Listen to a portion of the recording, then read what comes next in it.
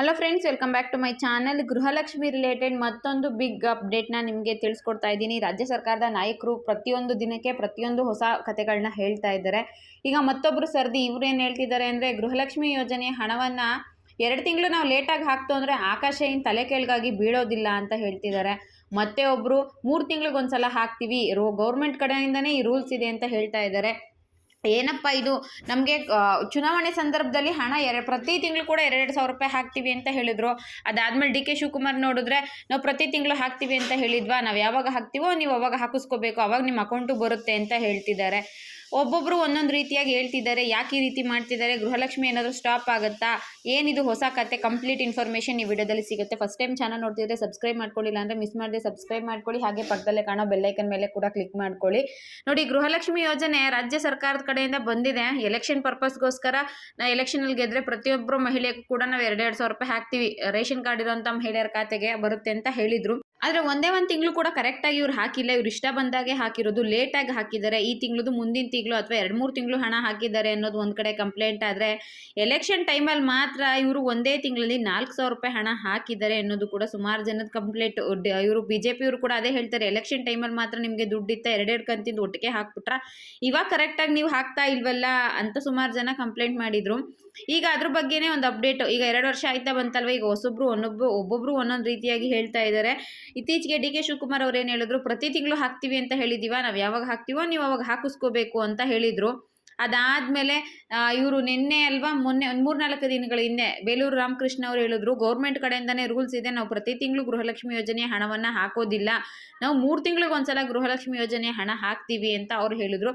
ಈಗ ನಮ್ಮ ಸತೀಶ್ ಜಾರಕಿಹೊಳಿ ಅವ್ರದ್ದು ಒಂದು ಹೊಸ ಡೈಲಾಗ್ ಬಂದಿದೆ. ಏನಪ್ಪ ಅಂದರೆ, ಗೃಹಲಕ್ಷ್ಮಿ ಯೋಜನೆ ಹಣ 2 ತಿಂಗಳಿಗೆ ಒಂದ್ಸಲ ಹಾಕಿದ್ರೆ ಏನಾದರೂ ಆಕಾಶ ಕಳ್ಚಿ ಬೀಳುತ್ತಾ ಅಂತ ಹೇಳಿದ್ದಾರೆ. ಯಾಕೆ ಅಂದರೆ, ಪತ್ರಿಕೋದ್ಯಮದವರು, ನ್ಯೂಸ್ ಚಾನಲ್ಸ್ಗಳು ಕೇಳಿದ್ದಾರೆ, ಸರ್ ಗೃಹಲಕ್ಷ್ಮಿ ಯೋಜನೆ ಹಣ ಲೇಟ್ ಆಯ್ತಲ್ವ, 3-4 ತಿಂಗಳಿಂದ ಹಣ ಹಾಕಿಲ್ವಂತೆ, ಸುಮಾರು ಜನ ಮಹಿಳೆಯರಿಗೆ ಇನ್ನೂ ಹಣ ಹೋಗಿಲ್ಲ, ಪಾಪ ಅವರೆಲ್ಲ ಇದೇ ಹಣನ ನಂಬ್ಕೊಂಡಿರ್ತಾರೆ, ಒಂದು ಜೀವನಕ್ಕೆ ದಾರಿ ಮಾಡ್ಕೊಳ್ಳೋದಕ್ಕೋಸ್ಕರ, ನೀವೇನು ಸರ್ ಹಣ ಹಾಕಿಲ್ವಲ್ಲ ಅಂತ ತುಂಬ ಸಮಾಧಾನವಾಗಿ ಕೇಳಿದ್ದಾರೆ. ಈ ಕಡೆ ಜಾರಕಿಹೊಳಿ ಅವರು, ಸತೀಶ್ ಜಾರಕಿಹೊಳಿ ಅವರು, 2 ತಿಂಗಳು ಹಣ ಹಾಕೋದು ಲೇಟ್ ಆದರೆ ಆಕಾಶ ತಲೆ ಮೇಲೆ ಬೀಳಲ್ಲ ಅಲ್ವಾ ಅಂತ ಕೇಳಿದ್ದಾರೆ.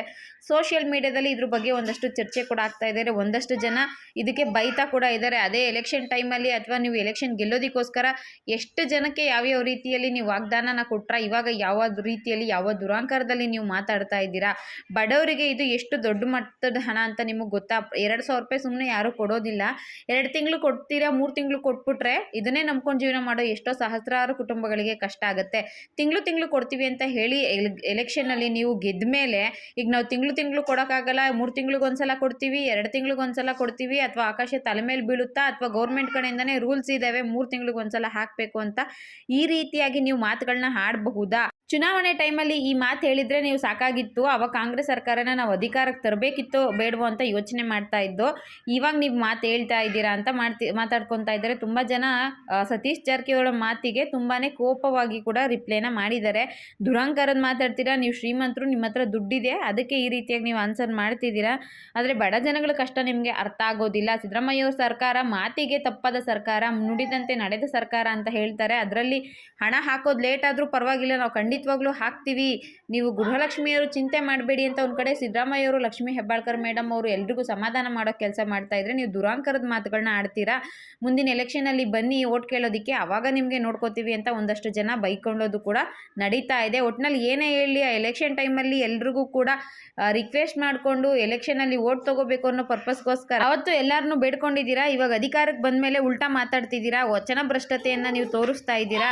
ಮತ್ತೆ ಕಾಂಗ್ರೆಸ್ ಎಲೆಕ್ಷನ್ ಆಗುತ್ತಲ್ಲ, ಆವಾಗ ನಾವು ಉತ್ತರ ಕೊಡ್ತೀವಿ ಅಂತ ಲಕ್ಷಾಂತರ ಮಹಿಳೆಯರು ಶಾಪ ಕೂಡ ಹಾಕ್ತಿದ್ದಾರೆ. ಇದ್ರ ಬಗ್ಗೆ BJP ಅವರಾಗಿರಬಹುದು, JDS ಅವರಾಗಿರಬಹುದು ಕೂಡ, ಅವರು ಕೂಡ ತಮ್ಮ ಪ್ರತಿಕ್ರಿಯೆಯನ್ನು ನೀಡ್ತಿದ್ದಾರೆ.